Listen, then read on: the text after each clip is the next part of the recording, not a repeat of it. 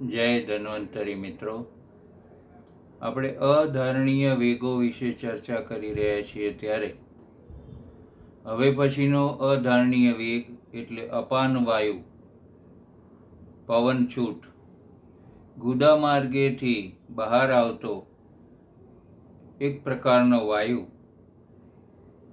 જેને ધારણ કરવાથી થતી મુશ્કેલીઓ વિશે ચર્ચા કરીશું.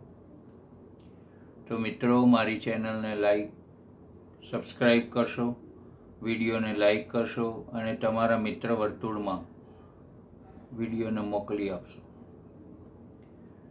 ઘણા બધા કારણો, જેમ કે ઓફિસ, સ્કૂલ, કોલેજ કે મીટિંગમાં બેઠા હોઈએ અથવા ટ્રાવેલિંગ કરતા હોઈએ ત્યારે જાહેર સ્થળોએ આપણે શારીરિક અને દેહ ધાર્મિક ક્રિયામાં જો પવનછૂટનો વેગ આવે તો તેનું નિષ્ક્રમણ કરવું યોગ્ય છે, પણ શરમ સંકોચના કારણે જો તેને રોકીએ છીએ અથવા બળજબરીથી તેના વેગને રોકીએ છીએ તો એ પ્રકોપિત થયેલો વાયુ શરીરમાં દ્રુત એટલે ઉર્ધ્વ ગતિ કરે છે અને બીજા અવયવો અને તેની ક્રિયાઓમાં ખલેલ પહોંચાડે છે. એ ઘણી વિચિત્ર સ્થિતિ પેદા કરી શકે છે, ક્યારેક તો ગંભીર પરિણામો પણ આપી શકે છે. તો ઉપર ચડેલો એ વાયુ પક્વાશય, આમાશયમાં દુખાવો કરે છે, હૃદય પર દબાણ આપી શકે છે અને માથું પકડાઈ જવું, શિરઃશૂલ જેવી મુશ્કેલી પણ ઊભી કરી શકે છે. મલમૂત્રના વેગને રોકી શકે છે. ઘણીવાર આંટી પણ પડી જાય છે, એવું કહીએ છીએ આપણે વ્યવહારુ ભાષામાં કે પેટમાં આંટી પડી ગઈ છે. તો પેટમાં આફરો ચડવો, આટોપ, આધમાન, કામ કર્યા વિનાનો થાક લાગવો, શ્વાસ, ખાંસી અને ઘણીવાર છીંકો પણ ચાલુ થઈ જાય છે. તો આવી બધી તકલીફો થવાના કારણોમાં આપણે અપાન વાયુનો વેગ રોક્યો છે એ મુખ્ય કારણ છે. અપાન વાયુ આપણા શરીરમાં 4 કામ કરે છે: મલ પ્રવૃત્તિ, મૂત્ર પ્રવૃત્તિ, પવનછૂટ અને વીર્યનો વેગ.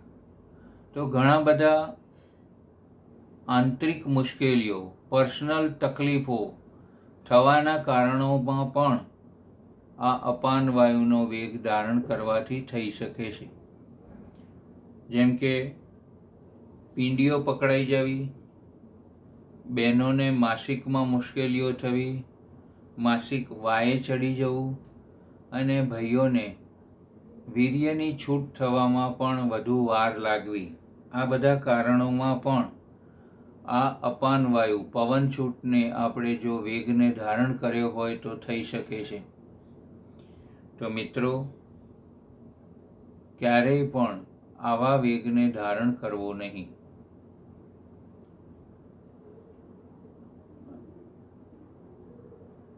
યોગ્ય સમયે, યોગ્ય જગ્યાએ એનું નિષ્કાશન કરવું.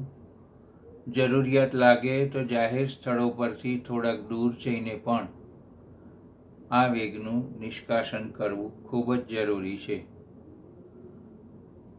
ફરી આવતા વિડીયોમાં હવે પછીના વેગ વિશે ચર્ચા કરીશું.